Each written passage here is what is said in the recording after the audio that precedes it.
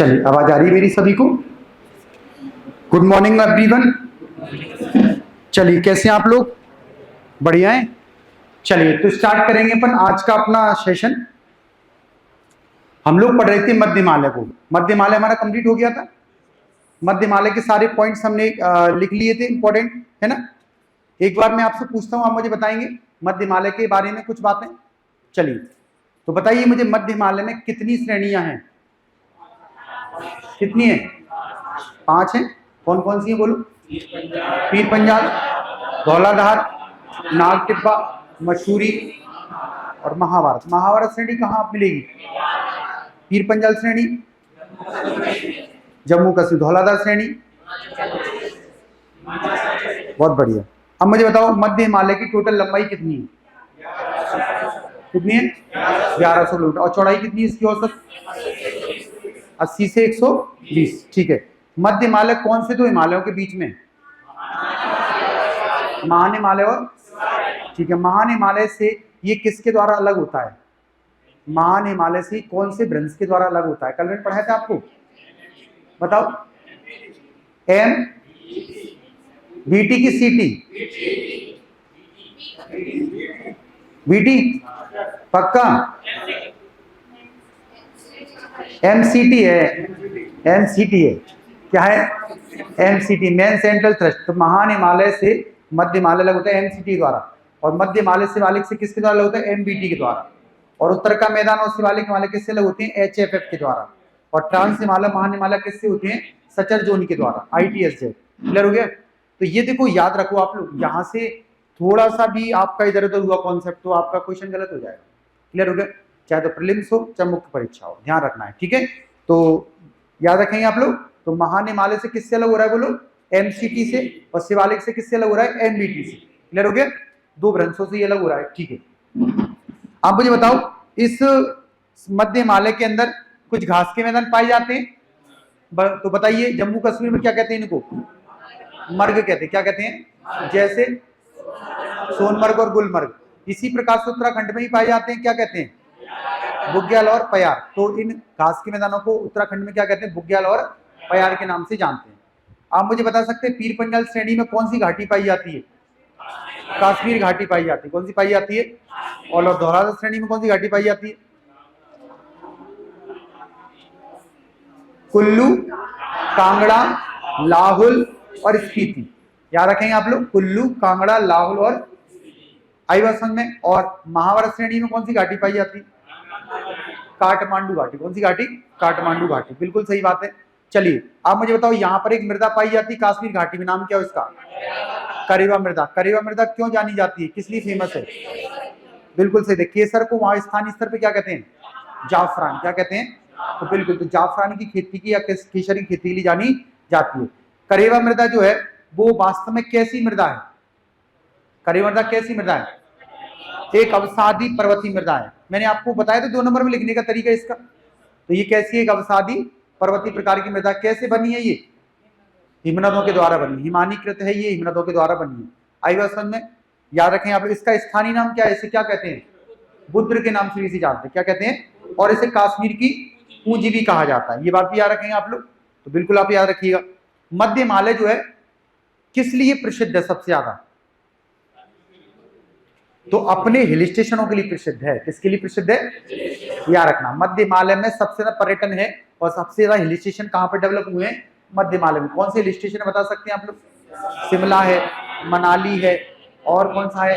रानीखेत है, नैनीताल है, अल्मोड़ा है ना, ये धर्मशाला, ये सारे हिल स्टेशन जो है ना वो सब मध्य हिमालय में।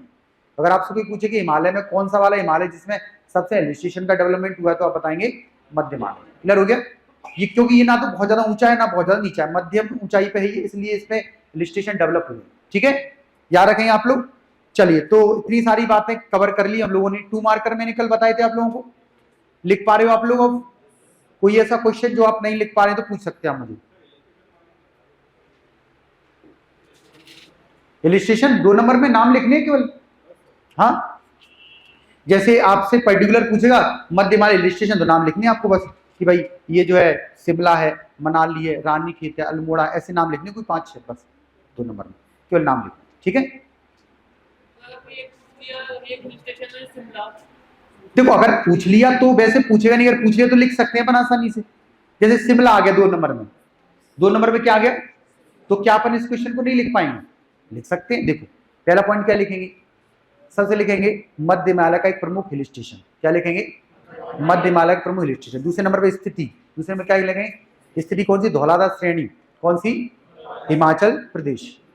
2 पॉइंट हो गए।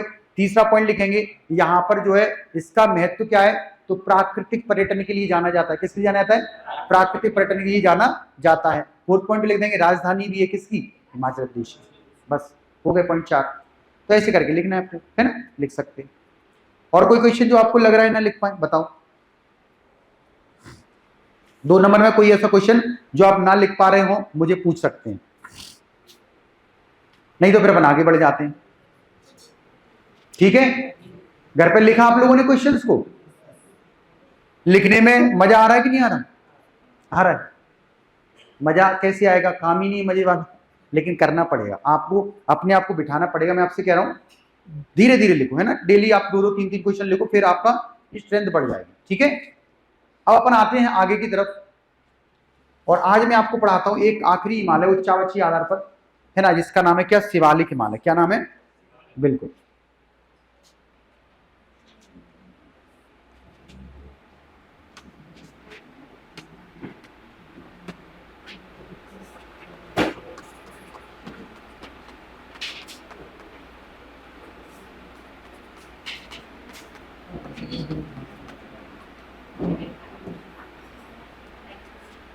शिवालिक हिमालय। अब देखो शिवालिक हिमालय जो है ना, इसको कुछ और नाम से भी अपन जानते हैं, पहले तो ये बात भी आप याद रखिएगा, ये प्रीलिम्स के क्वेश्चन पूछ लेता है वो आपसे कि शिवालिक को हम किस और नाम से जानते हैं, तो आप देखो याद रखना, इसको एक और नाम है इसका उप हिमालय, क्या, इसे हम उप हिमालय के नाम से भी जानते हैं। ठीक है, और एक और नाम है इसका, क्या नाम है इसका, इसे बाह्य हिमालय भी कहते हैं। क्या कहते हैं, बाह्य।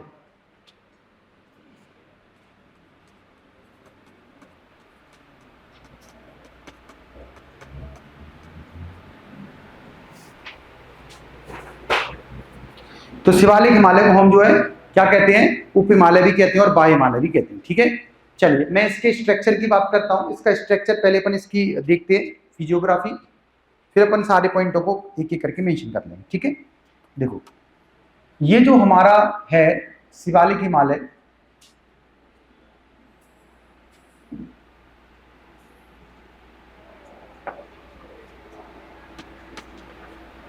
पंजाब के पास एक पठार है,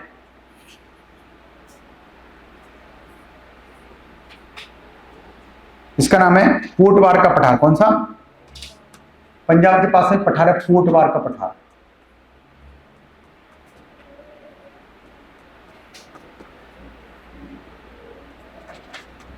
तो पंजाब के पोटवार के पठार से स्टार्ट होता है ये, और ये जाता है ब्रह्मपुत्र नदी घाटी तक।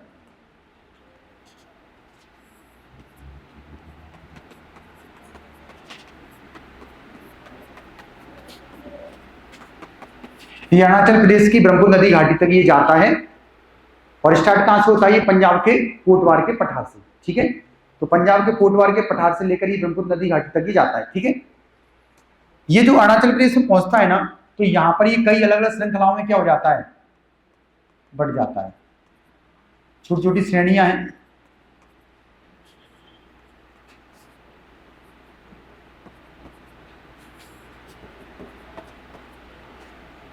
इन श्रेणियों को हम यहाँ पे अलग अलग नामों से जानते हैं। ठीक है, जैसे एक को बोलते हैं अबोर, क्या बोलते हैं, अबोर। एक बोलते हैं दफला, एक बोलते हैं मिरी, मिसमी और पटकई बुम।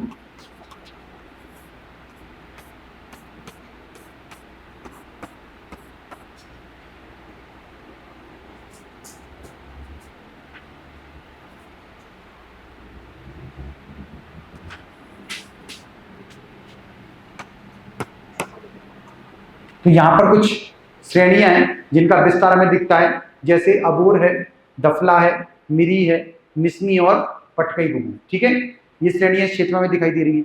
इसके अलावा जो है इस हिमालय का जो यहां पर एक दक्षिणी भाग है, दक्षिण पश्चिम वाला क्षेत्र है, जहां पर हमें एक स्ट्रक्चर दिखता है, इसका नाम है चाउस। क्या नाम है? चाउस। इस हिमालय के दक्षिण पश्चिम में हमें एक क्षेत्र दिखता है, इसका नाम है चाउस। क्या नाम है? चाउस। ठीक है। इसी प्रकार से आगे चलकर इसी हिमालय में हमें एक और स्ट्रक्चर दिखता है,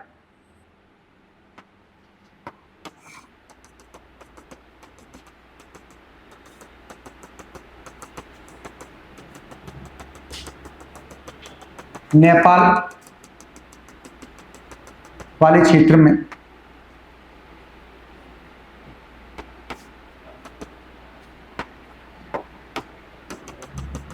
और इसको बोलते हैं तराई। क्या बोलते हैं? तराई। यहां पर एक क्षेत्र और दिखता है हमें, इसका नाम है तराई।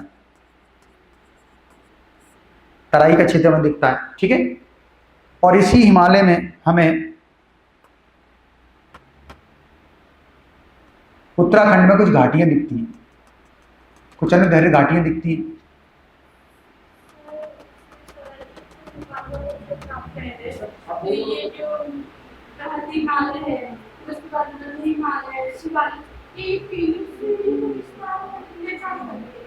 हाँ बिल्कुल, नेपाल ऊपर आ जाता है, लेकिन नीचे की तरफ ये जा रहा है ना, तो नीचे तक आता है तो कुछ भाग इसका निकलता है। यानी नेपाल से एक तो ऊपर से वो निकल जाएगा, फिर उसके बीच से महाभारत श्रेणी निकल जाएगी, फिर कुछ भाग इसका निकलता है। तीनों का ही निकलता है, याद रखना है ना। तो यहाँ पर ये अबोर, दफला, मिरी, मिसमी और पटकई बुम। पटकई बुम। अबोर लिख लिया। देखो मैं यहाँ पे अच्छा इनका थोड़ा सा वो हो गया, एक सेकेंड द्वारा बना रहा हूं, द्वारा समझना। एक तो ये हो गई मिरी, एक हो गई मिसमी, फिर एक हो गई हमारी कौन सी? अबोर, एक हो गई दफला, और एक हो गई कौन सी? पटकई बुम। ये तीनों के नाम मैं लिख देता हूं, अबोर, दफला और पटकाई बुम। ठीक है। अबोर है, दफला है, पटकाई बुम है, मिरी और मिश्मी। ठीक है। चलिए देखो यहां पर कुछ घाटियां हैं इस हिमालय के अंतर्गत, जिन्हें हम पश्चिम में क्या कहते हैं हम लोग? इन्हें दून। और पूर्व में इन्हें क्या कहते हैं? द्वार।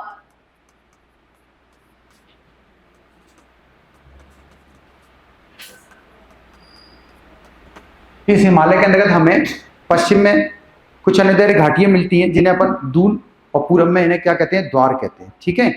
तो ये भी आप याद रखिएगा यहां पर।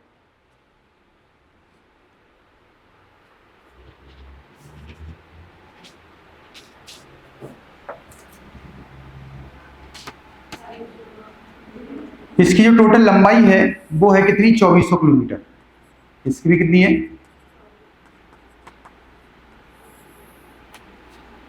और इसकी जो चौड़ाई है वो घट जाती है और 10 से 50 किलोमीटर के बीच में दिखती है।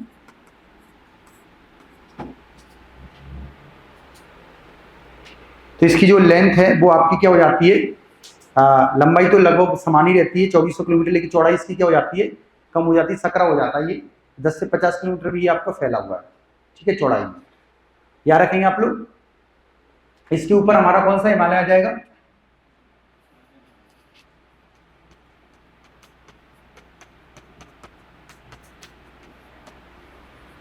मध्य हिमालय। और इसके नीचे कौन सा आ जाएगा? उत्तर का विशाल मैदान।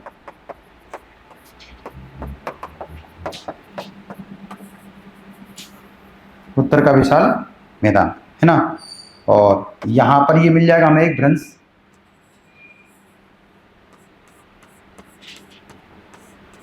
इसका नाम क्या है? HFF या GBF।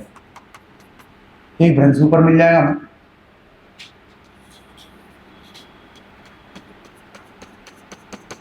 इसका नाम क्या है?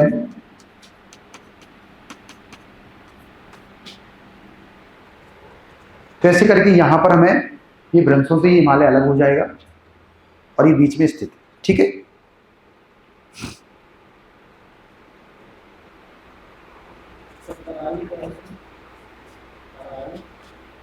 क्या दरारी तराई अभी बताएंगे ना, अभी चर्चा करेंगे अपन इस पे।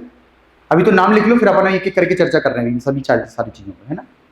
पहले आप ये डायग्राम बना लो, फिर अपन बात कर रहे हैं सारे पॉइंट्सों पे।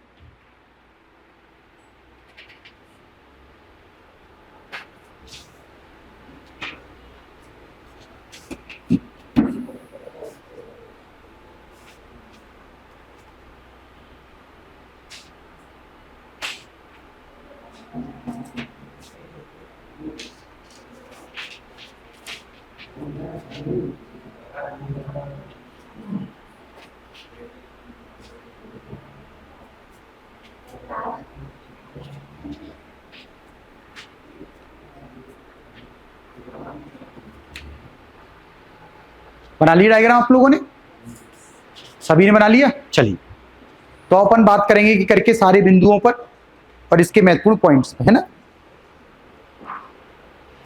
देखो, सबसे पहले हमें बताना है शिवालिक हिमालय का एक परिचय। क्या बताना है? परिचय।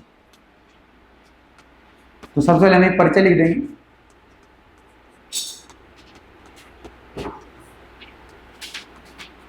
शिवालिक हिमालय का परिचय लिखेंगे। ठीक है, तो परिचय में देखो बहुत सिंपल सी बात है, आपको लिखना पड़ेगा सबसे पहले ये भी क्या है, हिमालय का एक भूआकृतिक उपभाग है। तो लिखेंगे हिमालय का एक भूआकृतिक उपभाग है, हिमालय का एक भूआकृतिक उपभाग है।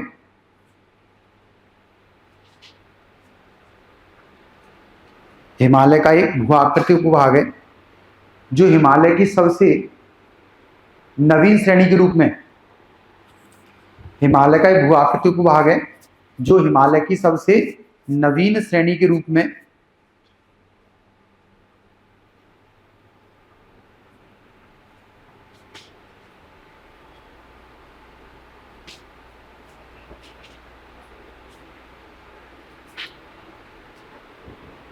मध्य हिमालय के दक्षिण में स्थित है ना।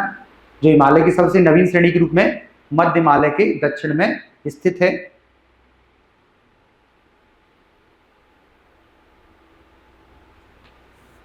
जिसे हम क्या क्या नाम से जानते हैं, जिसे उप हिमालय या बाह्य हिमालय के नाम से भी जानते हैं। ठीक है, जिसे उप हिमालय या बाह्य हिमालय के नाम से भी जानते हैं। ठीक है, तो पहला पॉइंट क्लियर हुआ बच्चों आपको। इसका इंट्रोडक्शन लिखने में आपको कोई दिक्कत नहीं आनी चाहिए, लिख लोगे। चलिए, परिचय लिखने के बाद हम बताएंगे इसका क्या निर्माण। क्या बताएंगे? निर्माण। तो हमें बताना है इसका फॉर्मेशन, कैसे ये बना है, किस प्रकार से ये बना है। तो निर्माण में आपको दो तीन बातें याद रखनी है बच्चों। टर्सरी काल में, कौन से काल में? टर्सरी काल में। और टर्सरी काल में भी एक टाइम है जिसका नाम प्लीस्टोसीन। क्या नाम है? प्लीस्टोसीन। तो टर्सरी काल में प्लीस्टोसीन, बैकग्राउंड क्या लिख देंगे? जैसे उसमें हमने लिखा था मायोसीन, इसलिए इसका क्या है? प्लीस्टोसीन। तो टर्सरी काल में प्लीस्टोसीन वलन क्रिया, प्लेटों के अभिसरण से, प्लेटों के अभिसरण से, वलन क्रिया के द्वारा, प्लेटों के अभिसरण से, प्लेटों के अभिसरण से, वलन क्रिया के द्वारा। कौन सी क्रिया? वलन क्रिया। तो प्लेटों के अभिसरण से, वलन क्रिया के द्वारा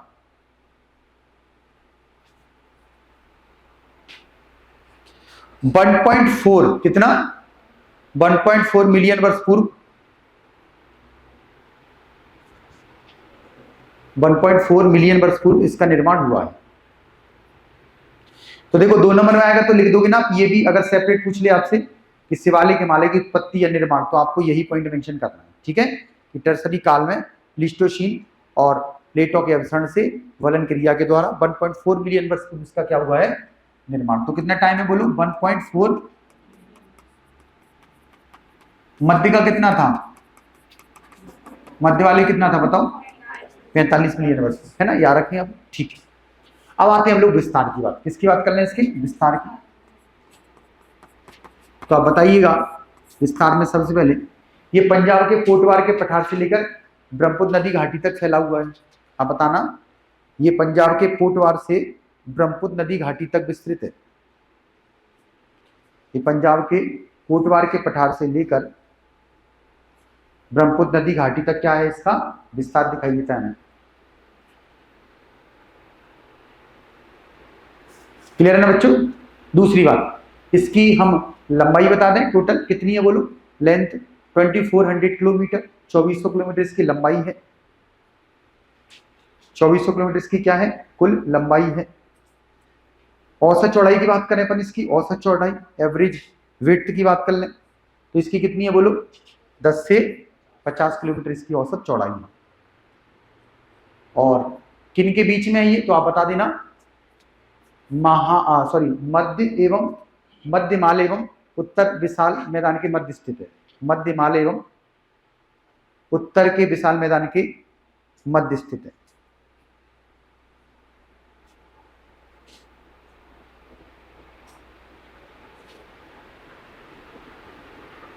क्लियर है बच्चों? चलिए, तो ये तो हो गई हमारी क्या बात बच्चों, इसके विस्तार की। ठीक है, अब बात करें चट्टान। इस हिमालय का निर्माण कौन सी चट्टानों से हुआ है, तो आप बताना। कमजोर मुलायम अवसादी प्रकार की, कमजोर एवं मुलायम अवसादी प्रकार की, कमजोर एवं मुलायम अवसादी प्रकार की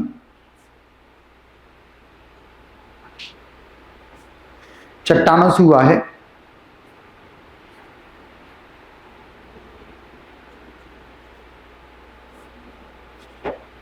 जिसमें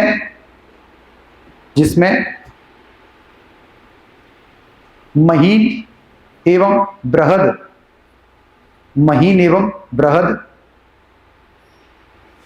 कंकड़ पत्थर शामिल है। इसमें कुछ बारीक और कुछ बड़े बड़े कंकड़ पत्थरों से ये बना है। ठीक है, महीनों बृहद कंकड़ पत्थरों से ये बना है, चट्टान हो गया। चलिए, अब बात करें इस हिमालय के अंतर्गत हम जो है, सबसे पहले हमें यहाँ पे एक प्रदेश दिखता है। जैसे पहले अपन पहाड़ियां बताना, क्या बता, पहाड़ी। पहले आप पहाड़ी बता दो, इस हिमालय में कौन सी पहाड़ियां मिलेंगी, तो आप लिखेंगे शिवालिक हिमालय का पूर्वी विस्तार, शिवालिक हिमालय का पूर्वी विस्तार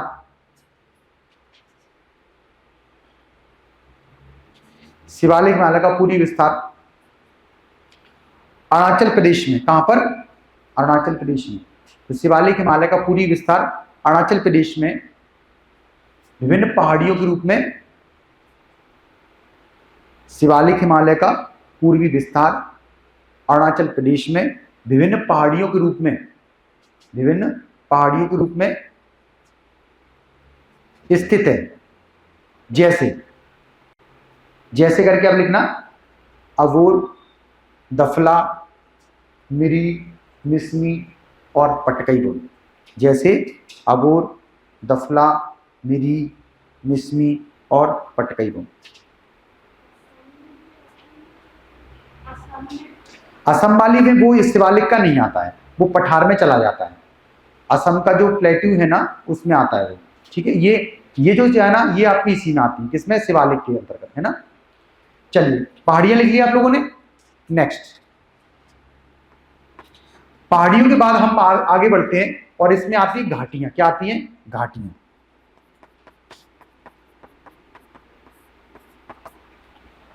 हम देखें घाटियों को। बच्चों, इस हिमालय में विशेष प्रकार की अनुदैर्घ्य घाटियां मिलती हैं। अनुदैर्घ्य घाटियों का मतलब क्या है? इस हिमालय के ये क्या है? समांतर आपकी स्थित है। ठीक है, तो लिखेंगे शिवालिक हिमालय के अंतर्गत विशेष अनुदैर्घ्य घाटियों का, विशेष अनुदैर्घ्य घाटियों का विकास हुआ है। अनुदैर्घ्य, ये शिवालिक हिमालय की पैरेलली ये क्या निर्मित हुई है, ऐसी घाटियों को अनुदैर्घ्य घाटी कहते हैं। तो लिखेंगे विशेष अनुदैर्घ्य घाटियों का विकास हुआ है। विशेष अनुदैर्घ्य घाटियों का विकास हुआ है।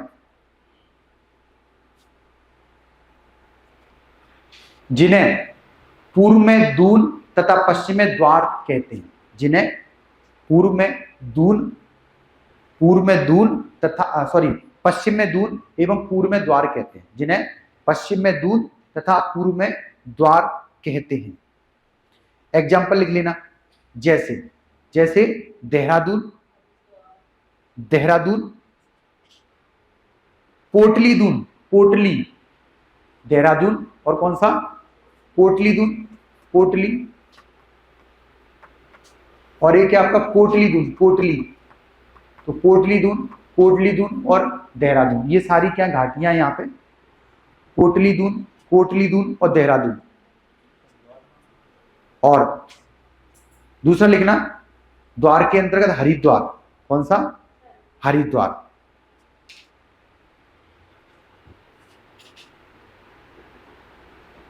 ठीक है, तो याद रखिएगा आप लोग, ये है आपका कुछ घाटियां जो आपको याद रखनी।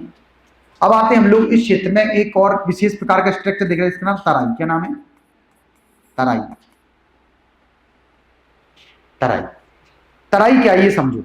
देखो, तराई एक ऐसा क्षेत्र है जहां पर बहुत ज्यादा पानी भरा हुआ है और मृत जीवों के, वनस्पतियों के अवशेष सड़ते गलते रहते हैं। तो यहाँ पर एक दलदल बन गया। क्या बन गया, एक दलदली क्षेत्र है एक्चुअली में। तराई क्या है, एक दलदली प्रदेश है। यहाँ पर बहुत ज्यादा पानी के लंबे समय तक भरने से मृत जीवों के, वनस्पतियों के सड़ने गलने से एक क्षेत्र का निर्माण हुआ है, और ये पूरा का पूरा क्षेत्र कहलाता है तराई। क्या कहलाता है, ये बेसिकली देखें तो हमारा उत्तर प्रदेश का पश्चिमी भाग है, बिहार का कुछ भाग है और नेपाल का कुछ भाग है, इसमें पूरा ये क्षेत्र आता है ना। बेसिकली बिहार वाले क्षेत्र में ये बहुत बड़े एरिया में फैला हुआ है। बिहार का जो एरिया नेपाल से लगता है वो भी इसके अंतर्गत आता है। ठीक है, तो ये शिवालिक के दक्षिण में आपको दिखाई देगा तराई प्रदेश। लिखेंगे आप इसमें तराई प्रदेश में अत्यधिक जल भराव युक्त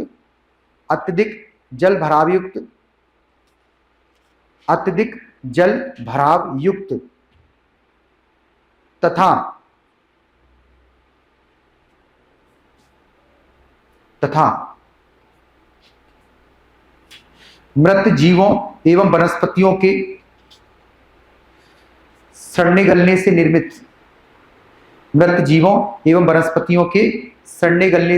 एक दलदली प्रदेश है।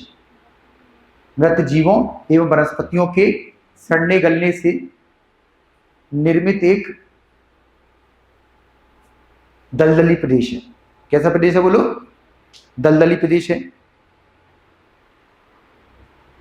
जो पश्चिमी उत्तर प्रदेश, बिहार एवं नेपाल के क्षेत्र में फैला हुआ है। जो पश्चिमी उत्तर प्रदेश, द्वारा सुनना, मृत जीवों एवं वनस्पतियों के सड़ने गलने से निर्मित क्या एक दलदली प्रदेश है। कैसा है, दलदल समझते हैं, दलदल आपने देखा होगा, ना तो एकदम कैसा होता तरल और ना एकदम ठोस होता। जैसे कोई जमीन है तो जमीन में आपने देखा होगा वहां पर अगर दलदल होगा तो जैसे आप पैर रखेंगे तो आपका पैर क्या हो जाएगा, धंसने लगेगा।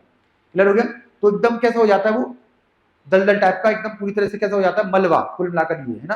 तो यहाँ पर इस प्रकार का क्षेत्र डेवलप हो गया है, इसको तराई नाम से जानते हैं। ठीक है, और ये कहां पर है तो आप बता सकते हैं, पश्चिमी उत्तर प्रदेश में, बिहार में और नेपाल जैसे क्षेत्रों में फैला हुआ। ठीक है, वो उत्तर के मैदान के अंतर्गत आएगा। अभी अपन जब शिवालिक के नीचे पहुंचेंगे ना, अब शिवालिक के नीचे आएंगे तो हमें मिलेगा उत्तर का मैदान। उत्तर के मैदान के भावर आएगा, है ना, बिल्कुल। तो अपन पढ़ेंगे उत्तर के मैदान में, इसमें नहीं आएगा भावर। ठीक है, तो ये क्लियर हुआ, तो तराई क्लियर हो गया आपका। नेक्स्ट अब आते हैं हम लोग, यहां पर एक क्षेत्र और है जिसका नाम है चाउस। क्या नाम है, चाउस। ये चाउस क्या है ये भी जानो, चाउस। यहां पर एक क्षेत्र है चाउस। चाउस क्या है मैं आपको बताता हूं। चाउस एक ऐसा क्षेत्र है, इस क्षेत्र से जो नदियां आ रही है, इस क्षेत्र से नदियां आ रही है ना, तो नदियां बहुत तीव्र वेग से आ रही है। नदियां क्या आ रही है, बहुत तीव्र वेग से आ रही है इस क्षेत्र में। और जब ये तीव्र वेग से नदियां आती हैं तो यहाँ पर नदियों ने बहुत ज्यादा अपर्दन कर दिया है। क्या कर दिया है, अपर्दन समझते हैं आप लोग, कटाव। तो इस क्षेत्र में पूरी तरह से नदियों के तीव्र अपर्दन से एक ऐसा क्षेत्र निर्मित हो गया है जो मृदा और वनस्पति विहीन है। यहाँ पे मृदा पूरी तरह से क्या हो गई, हट गई है, कंकड़ पत्थर ही रह गए हैं, और यहाँ पे वनस्पतियां भी नहीं है। तो वास्तव में ऐसे क्षेत्र को नाम दिया गया क्या, चाउस। क्या नाम दिया गया, तो चाउस क्या समझ में आया, नदियों के तीव्र अपर्दन से मृदा एवं वनस्पति विहीन एक संरचनात्मक प्रदेश है जो शिवालिक हिमालय के कहां पर है, उत्तर पश्चिम वाले एरिया में दिखाई हमें देता है। ठीक है, तो लिखे आप लोग चाओस के अंतर्गत लिखना, एक संरचनात्मक प्रदेश है जो, यह एक संरचनात्मक प्रदेश है जो नदियों के तीव्र अपरदन के द्वारा, नदियों के तीव्र अपरदन के द्वारा मृदा एवं वनस्पति विहीन, मृदा एवं वनस्पति विहीन क्षेत्र के रूप में निर्मित हुआ है। नदियों के तीव्र अपरदन के द्वारा मृदा एवं वनस्पति विहीन, ना तो मृदा मिलेगी ना वनस्पति मिलेगी, विहीन का मतलब ना होना, तो मृदा एवं वनस्पति विहीन क्षेत्र के रूप में निर्मित हुआ है। क्लियर है बच्चों? तो ये तो हो गया चाओस की बात। चलिए फाइनली हमने बात कर ली चाओस की। अब आते हैं हम लोग क्या, इस हिमालय का महत्व क्या देखें। अब इस हिमालय का हमें क्या देखना है, महत्व।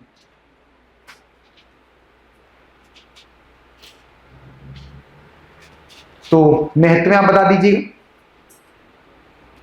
पहला महत्व तो यही है बच्चों इस हिमालय का, सबसे पहला महत्व कि यहां पर ये जो पहाड़ियां है ना, इन पहाड़ियों पर रहती है जनजातियां, क्या रहती हैं, तो सामाजिक सांस्कृतिक विविधता के लिए संपन्न माना जाता है, क्योंकि यहाँ पर जनजातियों अपनी भाषा है, अपनी जो है कला है, अपना जीवन है, रहन सहन है, खान पान है, तो कहीं ना कहीं सांस्कृतिक विविधता बहुत है इस क्षेत्र में। तो आप लिखेंगे पहला पॉइंट महत्व में, सामाजिक सांस्कृतिक दृष्टि से, सामाजिक सांस्कृतिक दृष्टि से, सामाजिक सांस्कृतिक दृष्टि से जनजातियों के निवास स्थान के कारण एक संपन्न क्षेत्र है। सामाजिक सांस्कृतिक दृष्टि से जनजातियों के निवास के कारण एक संपन्न क्षेत्र है।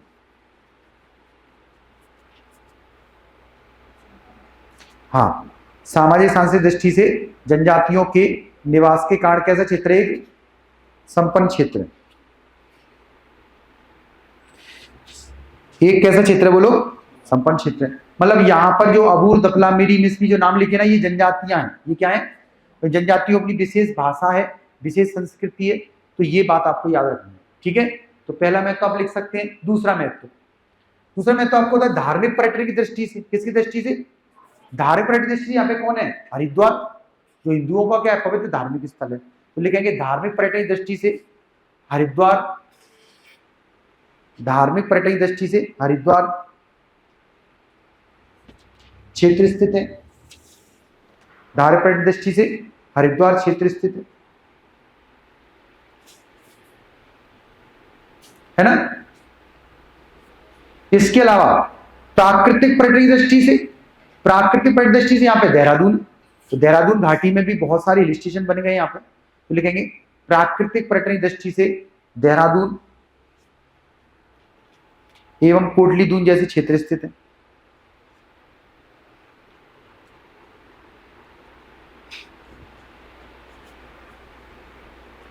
क्लियर है? और बच्चों आर्थिक दृष्टि से भी महत्वपूर्ण है। क्यों? क्योंकि इन घाटियों में चाय के बागानों का भी विकास हुआ है। किसका?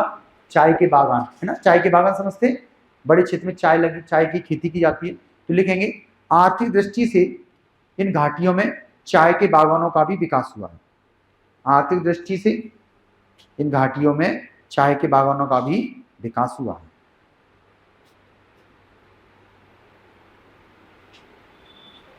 है ना बच्चों। तो ये भी आप यहां पर लिख दीजिएगा महत्व में।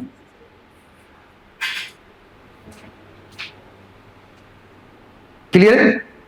चलिए, तो ये तो बात हो गई हमारी कंप्लीट किसकी, महत्व की। अब चुनौती बता दो, इस हिमालय में कुछ हमारे लिए क्या है, चुनौतियां हैं। क्या चुनौतियां, वो भी अपन बता देंगे।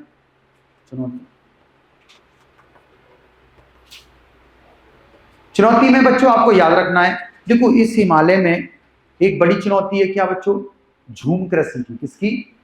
झूम कृषि समझते हैं आप लोग। जनजातियों के अंदर एक विशेष प्रकार की स्थानांतरित कृषि की जो है एक विशेषता पाई जाती है। ये जनजातियां जो है अपने क्षेत्र में क्या करती हैं, पेड़ों को काटती हैं, जलाती हैं, वहां पर खेती करती हैं। और कुछ समय के बाद वहां से दूसरी जगह चली जाती हैं, फिर वहां पे वही करती है, पेड़ों को काटती हैं, जलाती हैं और फिर वहां पे क्या करती है, खेती करती है। तो ये खेती जो है ना, ये कहीं ना कहीं क्या पर्यावरण के लिए अच्छी नहीं, क्योंकि पेड़ों को लगातार क्या काटा जा रहा है। इसे स्लैश एंड बर्न एग्रीकल्चर के नाम से भी जानते हैं। क्या? Slash and burn agriculture. और ये जो है झूम कृषि एक स्थानांतरित कृषि है, जो जनजातियों पाई जाती है। वनों की लगातार कमी होती है इससे। आई बात समझ में? तो पहली चुनौती लिख देना, जनजातियों में झूम कृषि की समस्या। जनजातियों में झूम कृषि की समस्या है। यहां पे ब्रैकेट में लिख देना स्थानांतरित कृषि। क्या लिख देना?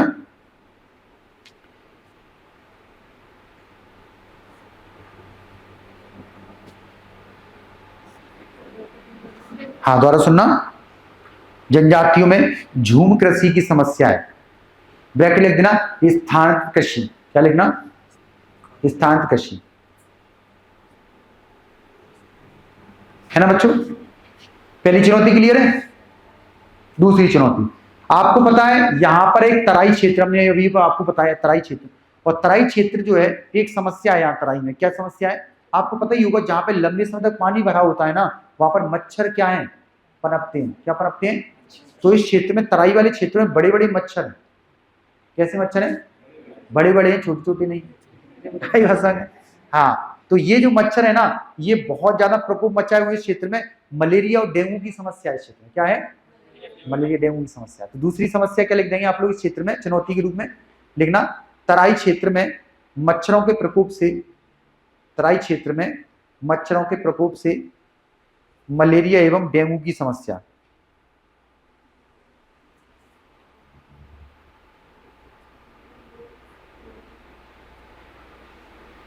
तराई क्षेत्र में मच्छरों के प्रकोप से मलेरिया एवं डेंगू की समस्या। मलेरिया कैसे होता है बता सकते हैं आप लोग? मलेरिया मच्छर से होता है कि? हाँ, देखो मच्छर से नहीं होता मलेरिया, यही तो आपको नहीं पता। मलेरिया परजीवी से होता है। किससे होता है? प्लाज्मोडियम नाम का एक परजीवी है, उससे होता है। जो मच्छर है वो तो वाहक है। मच्छर क्या है? अपने को बचपन से ही पढ़ाया जाता है कि मच्छर से होता है, मच्छर से नहीं होता। एक्चुअली में वो तो एक वाहक है, वो उस परजीवी को लेकर आता है और हमारी बॉडी में क्या इंटेक्ट कर देता है। अब वो परजीवी जो हमारी बॉडी में पहुंचता है ना, वो क्या करता है? मलेरिया की समस्या पैदा करता है। करोगे? बीमारियां आपने पढ़ी है ना, अभी अब पढ़ेंगे। तो बीमारियां जो है ना, जो हमें होती हैं, वो वास्तव में किनके द्वारा होती हैं? जीवाणुओं के द्वारा, विषाणुओं के द्वारा, कवकों के द्वारा और परजीवियों के द्वारा। और जो आपके ये जो होते हैं, मक्खी है, मच्छर है, कीट है, ये सब तो वाहक होते हैं। एक्चुअली में इनके द्वारा नहीं होता, उनके किनके द्वारा होता है? जीवाणु के द्वारा, परजीवियों के द्वारा। तो उसमें एक परजीवी का नाम है प्लाज्मोडियम, जो आपने पढ़ा होगा। तो प्लाज्मोडियम नामक परजीवी जो होता है ना, उसके द्वारा हमें क्या होता है? ऐसे ही आपने देखा होगा, डेंगू भी एक मच्छर होता है, क्यूलेक्स। कौन सा? जैसे मादा एनाफ्लीज के लिए कौन सा जाना जाता है? मलेरिया के लिए जाना जाता है मादा एनाफ्लीज, जैसे ही डेंगू के लिए एक मच्छर जाना जाता है, इसका नाम है क्यूलेक्स। क्लियर हो गया? क्यूलेक्स एक एंडीज प्रकार का मच्छर ही होता है, तो उनसे ये डेंगू होता है। लेकिन उसमें जो आपका परजीवी है, वो कहीं ना कहीं क्या है? हमें समस्या पैदा करता है। क्लियर हो गया? चलिए, और मलेरिया जो है फीवर, कैसा उसके लक्षण क्या है मलेरिया फीवर के या डेंगू के? क्या? हाँ, ये एक मलेरिया में ये ठंड के साथ फीवर आता है, मतलब आपको सर्दी लगती है। तो ठंड के साथ अगर फीवर आ रहा है आपको, तो निसंदेह आपको कौन सी समस्या होने वाली है? मलेरिया। तो आपको जब भी ऐसा लगे कि बार बार फीवर आ रहा है, ठंड के साथ आ रहा है, तो आपको ब्लड टेस्ट करा लेना चाहिए। और क्योंकि कई बार क्या होता है, हम लोग जो है नॉर्मल सोचते हैं कि कोई दिक्कत नहीं, लेकिन बार बार अगर रिपीट हो रहा है ना, तो फिर आपको हो सकता है कि मलेरिया की समस्या हो। हुआ है कि नहीं हुआ आपको कभी? एक हाथ बार तो हुआ हो, सबको ही होता है, हो जाता है एक हाथ बार। तो मलेरिया की समस्या इस क्षेत्र में बहुत ज्यादा। ठीक है, चलिए अब लिखें आप लोग इसका क्या? तो चुनौतियां क्लियर हो गई, अब लिख दो निष्कर्ष। इस प्रकार इन चुनौतियों के बावजूद भी, इस प्रकार इन चुनौतियों के बावजूद भी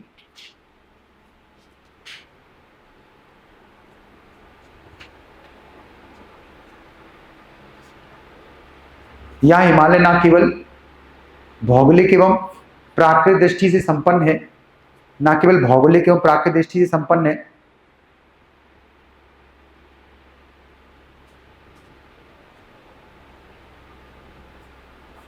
बल्कि भविष्य में, बल्कि भविष्य में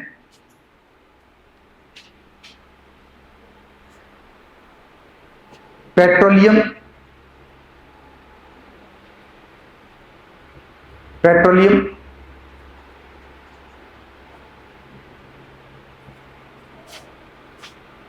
के भंडार के रूप में भी संभावनाएं रखता है, पेट्रोलियम के भंडार के रूप में भी संभावनाएं रखता है। तो फ्यूचर में कहा जा रहा है कि यहाँ पर पेट्रोलियम बहुत ज्यादा निकाला जाएगा इस क्षेत्र से, तो ये भी कहीं ना कहीं हमारे लिए अच्छा है ना फ्यूचर में।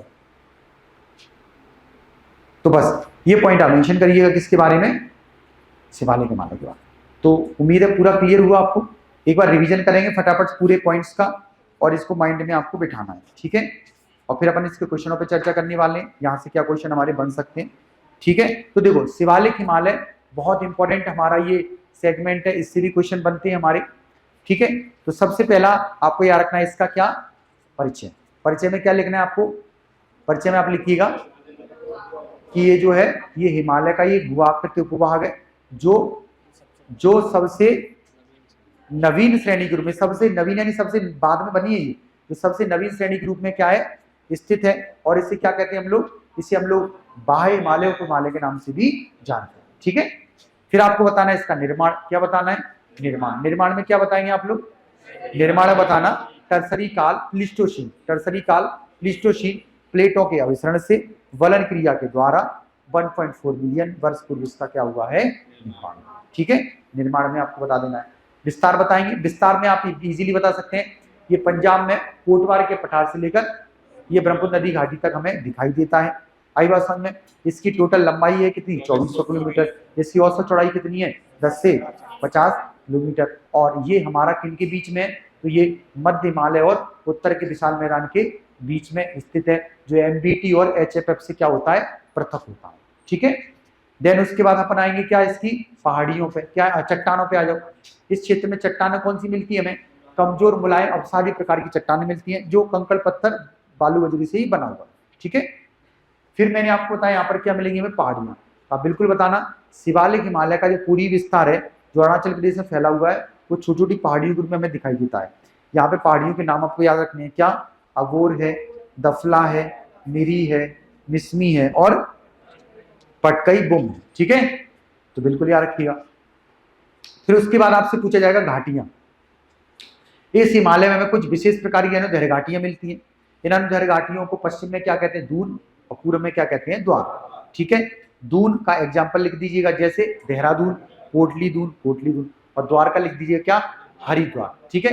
तो घाटियां बता देना है। घाटी को बताते हैं तराई, क्या बताएंगे तराई।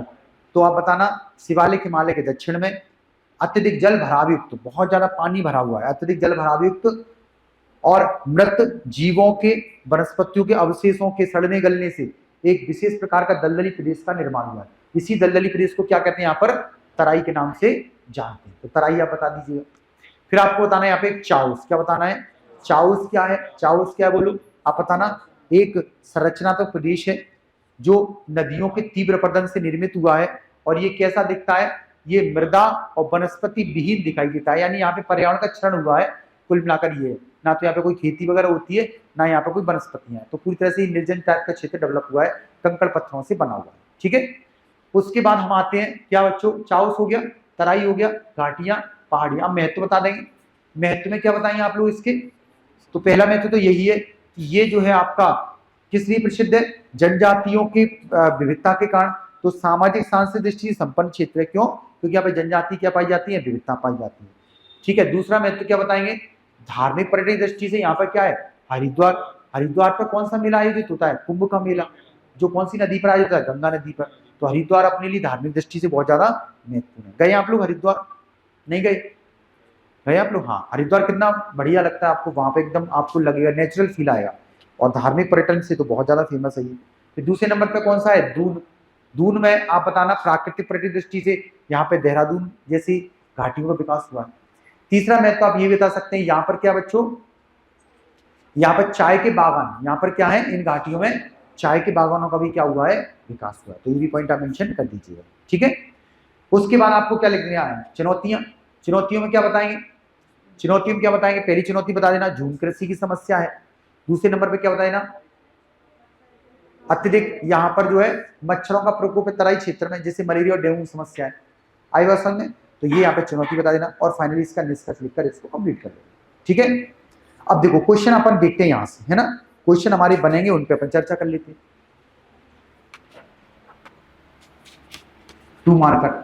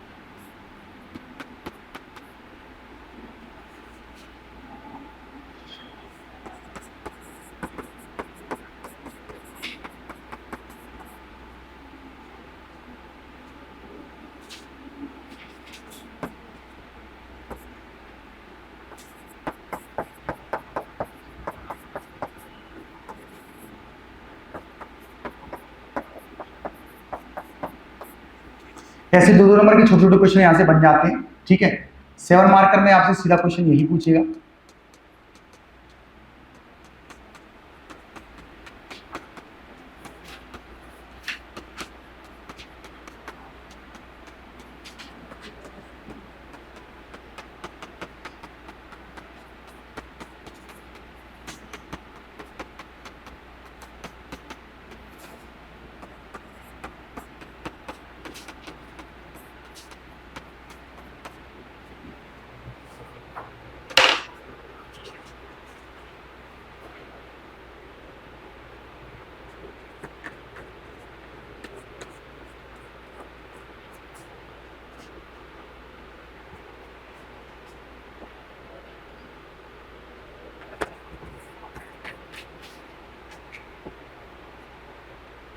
ठीक है, अब देखो लिखने का तरीका हमें सीखना है। ठीक है, जैसे मान के 2 नंबर में आ गया चाउस, क्या आ गया, तो क्या लिख पाएंगे हम लोग चाउस, बोलो।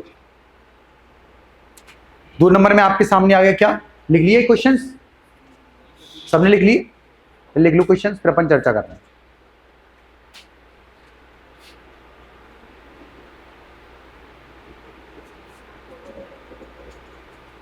ठीक है, अब देखो आपको पहले लिखना है क्वेश्चन कौन सा, चाउस। तो चाउस लिखना बड़ा आसान है अगर आप थोड़ा सा भी समझ पाए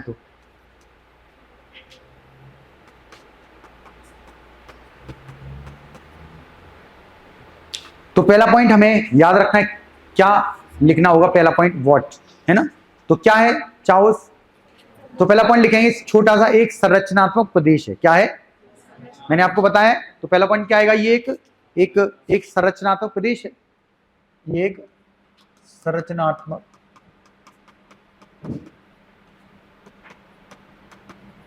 चलिए संरचना प्रदेश है, पहला पॉइंट क्लियर हो गया। अब एग्जैक्टली बताएंगे कैसे बना है, कैसा दिखता है, कहां पर है और क्या इसका इंपैक्ट है, 3-4 पॉइंट और बताने। तो दूसरा पॉइंट अपन बताएंगे कैसे बनाइए, नदियों के तीव्र अपर्दन द्वारा, कैसे बनाइए बोलो, निर्माण हो गया इसका, निर्माण कैसे बना, तो नदियों के तीव्र अपर्दन के द्वारा। कैसा दिखता है, तो आप बताना, ये मृदा, हाँ मृदा और वनस्पति विहीन प्रदेश है।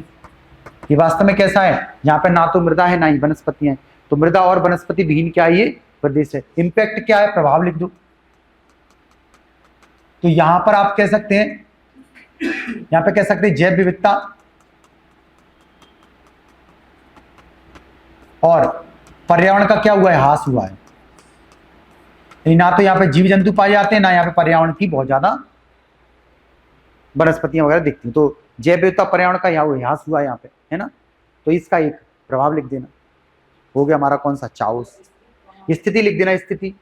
हाँ, स्थिति भी लिखना है आपको। स्थिति कहां पर है ये बोलो, तो शिवालिक के उत्तर पश्चिम में ये दिखाई देता है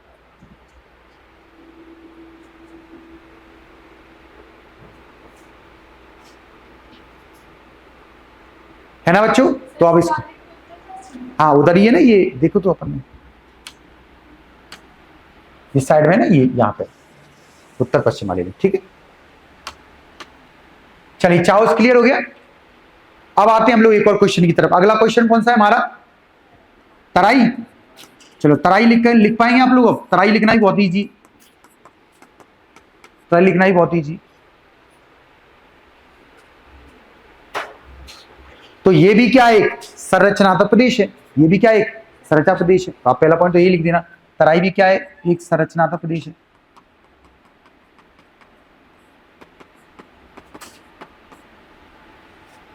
स्थिति, स्थिति कहां पर है ये, शिवालिक के दक्षिण में, बिहार और नेपाल वाली एरिया में ये पड़ता है। तो शिवालिक के दक्षिण में, बिहार और नेपाल वाली एरिया में पड़ता है, ठीक है। कैसा दिखता है तो आप बताना, कैसा दिखता है बोलो, दलदली और जल भराव। तो दिखता कैसा, ये दलदली और जल भराव युक्त क्षेत्र है। ये पॉइंट भी आप मेंशन कर दीजिएगा, ठीक है। और इंपैक्ट क्या है बोलो, प्रभाव बोलो, मच्छरों का प्रकोप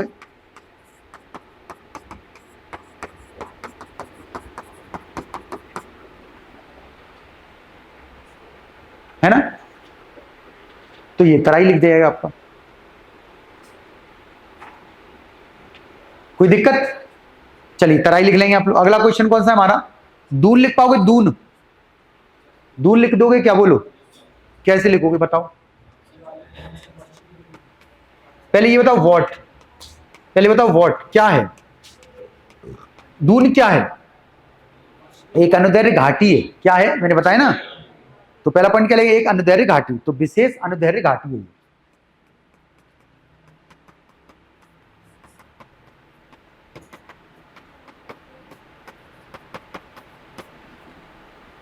है ना। तो आपको बताना पड़ेगा ये विशेष प्रकार की अनुदैर्घ्य घाटी है। फिर दूसरे नंबर पे लिखेंगे क्या, स्थिति। क्या लिखेंगे, स्थिति। तो स्थिति में क्या लिखेंगे बोलो, शिवालिक हिमालय, शिवालिक हिमालय और उत्तराखंड कहां पर है ये, और शिवालिक हिमालय की कौन सी दिशा में, ये दिशा बोलो पश्चिम। ये पॉइंट जरूर लिखेंगे, है ना। तो कौन सी दिशा में मिलेगा, ये पश्चिम दिशा में। तो शिवालिक में पड़ेगा, उत्तराखंड में, पश्चिम दिशा में पड़ेगा, ठीक है। फिर क्या लिखेंगे दून के बारे में, एक और पॉइंट लिख दीजिएगा, महत्व। क्या लिखेंगे, महत्व क्या बोलो, तो चाय के बागान है, क्या है, चाय के बागान है, और क्या है, पर्यटन है।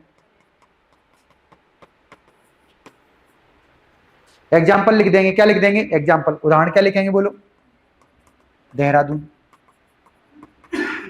ये हो गया हमारा दून। और यही फॉर्मेट किस में लग जाएगा, द्वार में। ये फॉर्मेट किस में लग जाएगा, द्वार में। अब द्वार लिखकर बताओ आप जल्दी से।